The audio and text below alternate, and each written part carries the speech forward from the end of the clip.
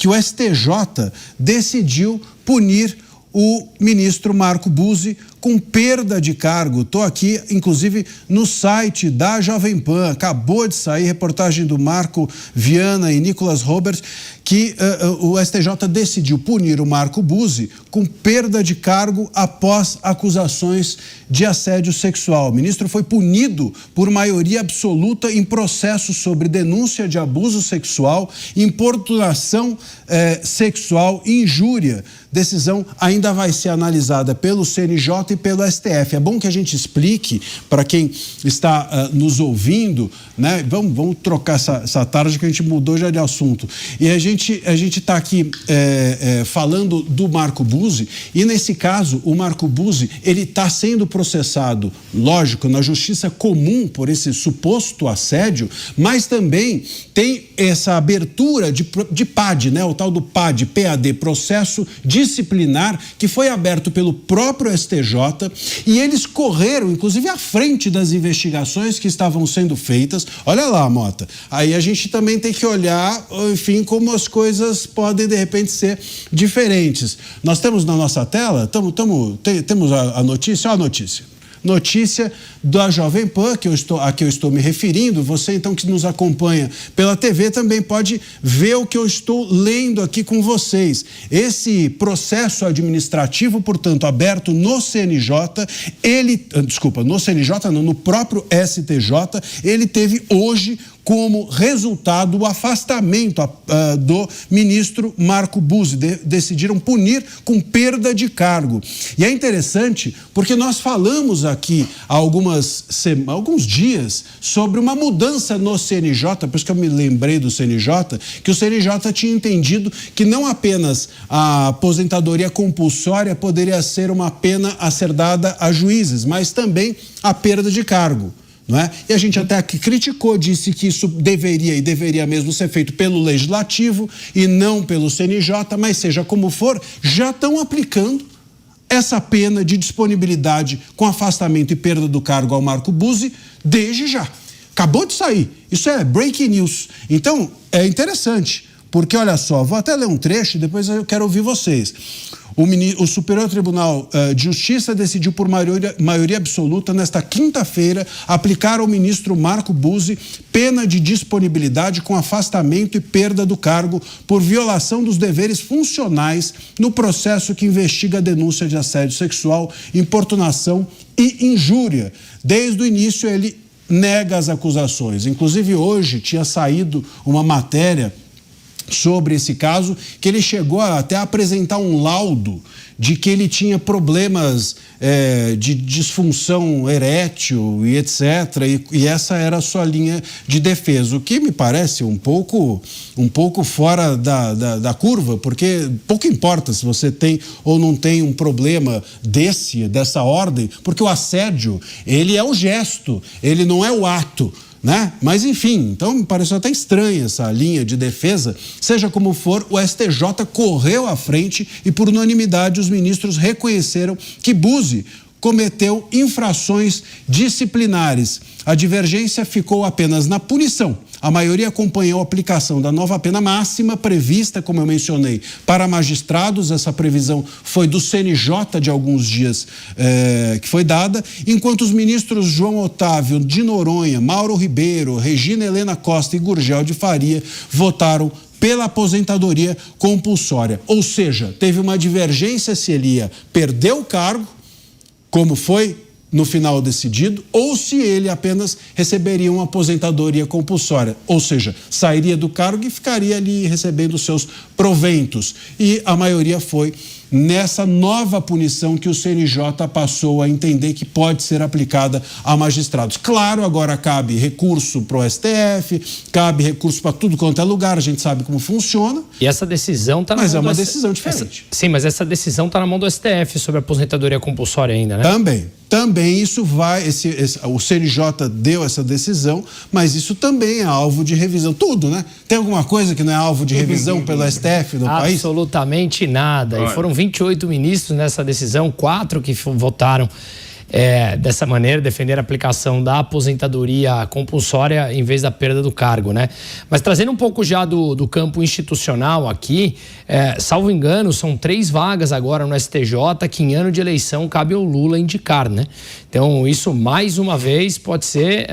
imaginemos um Lula 4, ele tem 3 mais 1, né? Vagas a serem indicadas agora no STF e seriam mais 3 vagas agora aqui no STJ. Então, imagina só, aquele vídeo lá de 87, quando ele falava que demoraria 40 anos para completar ali um poder, talvez esteja se concretizando, né? Olha, Mota, antes até de te ouvir, é bom, esse ponto seu é importante. E nós discutimos aqui que o CNJ é um poder hoje aparelhado, e esse ponto, Mota, que o Musa lembra, é muito importante, porque é o seguinte, vai abrir, se ele sai, temos mais uma vaga ali no STJ, então também os leões começam a ver quem que vai ser enfiado no lugar. E no próprio CNJ, há uma briga para ver quem agrada mais o governo Lula, e isso não é de hoje, justamente para conseguirem nomeações como essas para uma vaga ao STJ. Hoje tem 2 vagas e tem mais um que vai se aposentar em outubro desse ano. Então, ali ele teria 3 vagas em ano de eleição. É isso. Olha, eu não conheço os detalhes desse caso. A sua. É um assunto terrível, então eu vou comentar com muito cuidado. Eu acho que há poucas coisas tão repulsivas, tão repugnantes, quanto um homem que usa o poder do seu cargo para assediar subordinados. Eu não consigo imaginar uma punição que seja dura o suficiente para alguém que faz isso. Obviamente, eu não conheço os detalhes desse caso, eu não estou em posição de julgar o que aconteceu. Se isso realmente aconteceu com o magistrado, me parece que é óbvio que uma pessoa assim não tem condição de continuar atuando como magistrado. Tá? Eu achei curioso, porque a decisão do STF, pelo que eu vi aí, Marcília, você mencionou infração disciplinar. Tá? Eu achei que fosse crime isso, né? Mas, enfim, eu acho que a gente tem que ir devagar com esse assunto de punição de juízes. Os magistrados, num Estado de Direito, recebem um tratamento especial por um motivo, para que eles não sofram represálias pelas decisões que eles tomam. Eu não estou falando dos crimes que eles cometem, estou falando de venda de sentença ou de corrupção. Eu estou falando de decisões que desagradam poderosos. E nós já vimos isso no Brasil nos últimos anos, juízes de primeira instância tomando decisões que desagradaram os donos da juristocracia e foram imediatamente e severamente punidos. Né? Não foram punidos com demissão, foram punidos de outras formas, mas agora está aberta essa possibilidade. Eu vejo essa discussão hoje acontecendo na base da histeria, na base das reações assodadas, e vejo pessoas equivocadas dos dois lados dessa discussão. É óbvio que um juiz que comete um crime tem que ser punido. Agora, antes de interpretar essas notícias de punição de juízes como boas, é preciso olhar o histórico, é preciso saber quem está punindo, é preciso saber qual é o critério e, principalmente, é preciso olhar para cima e fazer a pergunta: isso que vai valer para baixo vai valer para cima também? Ô Mota, e só para explicar, enfim, esse ponto que você mencionou, não é que é uma infração disciplinar o ato do assédio, é que nós temos 2 frentes contra o ministro Marco Buzzi. Uma delas é, vamos dizer assim, de crime comum. Então tem um inquérito, ele está sendo investigado e etc. E isso vai correr, certo? Isso é uma coisa. Suprema Corte. Sim. Vai correr, ele tem prerrogativa de foro, tem foro privilegiado, mas está correndo.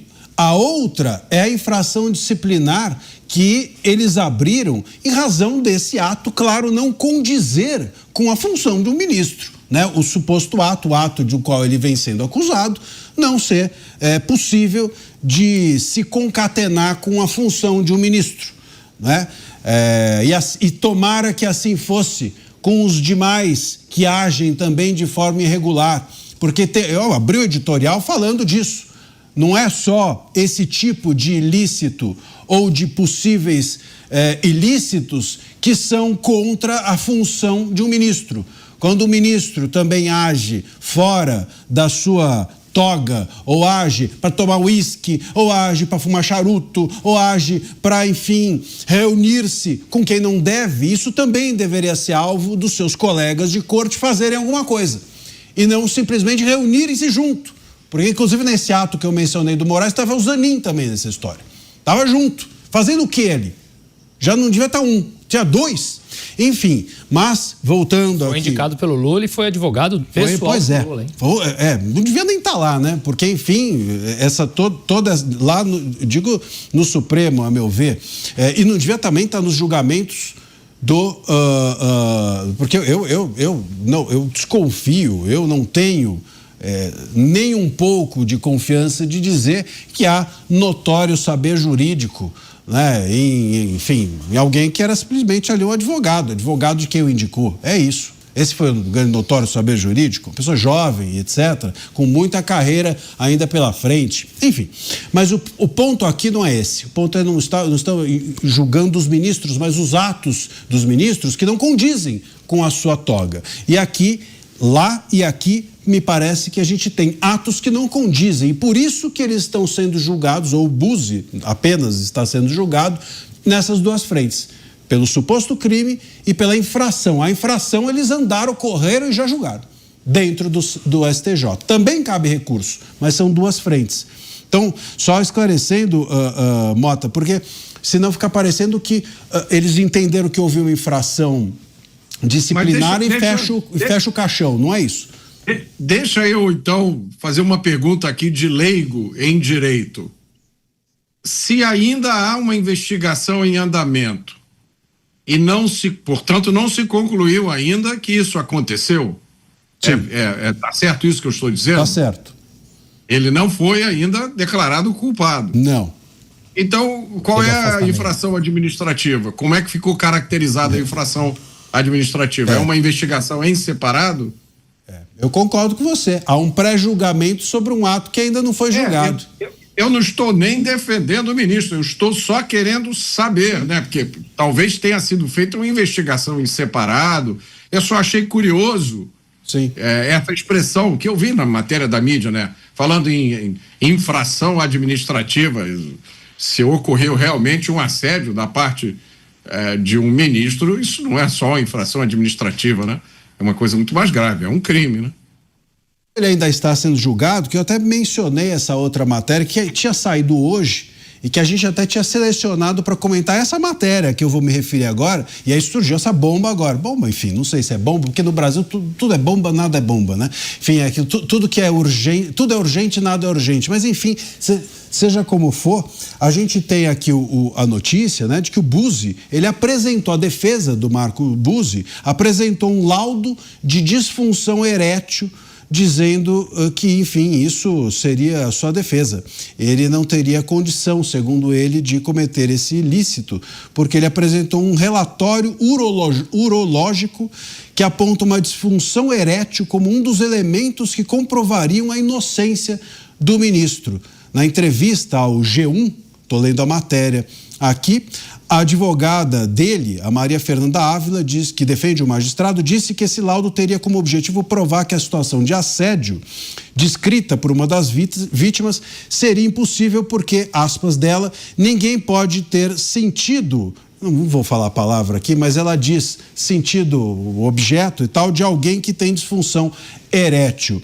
Eu não sei se pode ter sentido, se não pode ter sentido, se ela está dizendo que é crime impossível. Crime impossível no mundo do jurídico é mais ou menos como se você usar um revólver sem bala. Fazendo aqui a analogia, talvez seja cabível. Essa discussão que você está descrevendo aí aconteceu em que contexto? Da investigação da Suprema Corte ou do crime. Da infração. Não da infração. Aqui a discussão é do crime mesmo. Não da infração. Mas ou seja, ainda está em discussão se o ato aconteceu. E aí sim, o STJ correu na frente. Eu fico imaginando, né? Vamos imaginar, vamos dar aqui o benefício da dúvida à vítima, né? Embora em situações como essa, algumas vezes a história seja mais complicada, mas vamos dar um benefício da dúvida para a vítima. Vamos dizer que a vítima tem razão. Que horror ficar expondo esses detalhes, né? Caramba, é um detalhe. Isso aí tem que ser resolvido no contexto da investigação, né? Não sei em que isso ajuda para as pessoas entenderem o que está acontecendo e cria essa confusão, né? Porque a gente fica sem saber se a investigação que a Suprema Corte está fazendo, se a investigação administrativa, é uma confusão total. Ninguém sabe mais o que vale, o que pode, o que não pode. Eu vou dizer mais uma vez aqui, baseado no que eu conheço de Brasil e nas informações que eu tenho, é preciso muito cuidado com essa história de punir juiz, porque o que nós temos visto no Brasil nos últimos tempos é uma mistura de justiça com política. E quando se mistura justiça com política, o alicerce do Estado de Direito é abalado. Então é preciso muito cuidado para não disponibilizar um arsenal de punições rápidas e duríssimas contra magistrados que não vão ser usadas contra os magistrados que realmente cometeram crimes ou só contra os que cometeram crimes, mas vão ser usadas como instrumento de coerção dos magistrados que pensam diferente. E só para também, enfim, esclarecer esse ponto, esse laudo de disfunção erétil foi apresentado no contexto de que uma das vítimas disse que sentiu, enfim, aquilo, né? E aí como é que pode sentir aquilo se há uma disfunção erétil? Bom, enfim, eu acho que funcional ou não funcional é possível sentir, né? A existência,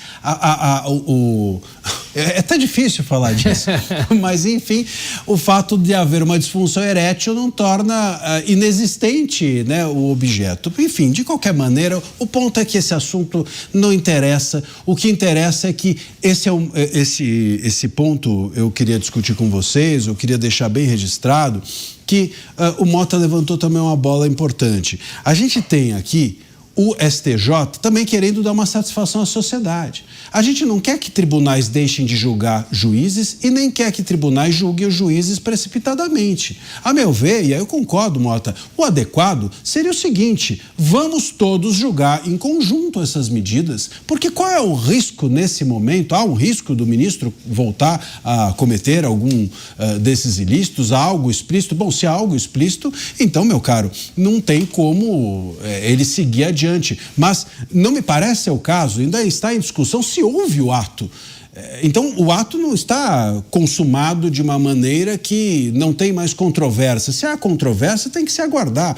A gente não quer, o ponto é esse, a gente não quer que os juízes não sejam julgados e nem que os juízes sejam julgados precipitadamente. A gente quer que se faça justiça. E nem que os juízes sejam julgados politicamente por órgãos políticos, que é o que está acontecendo hoje no Brasil. É isso que está acontecendo.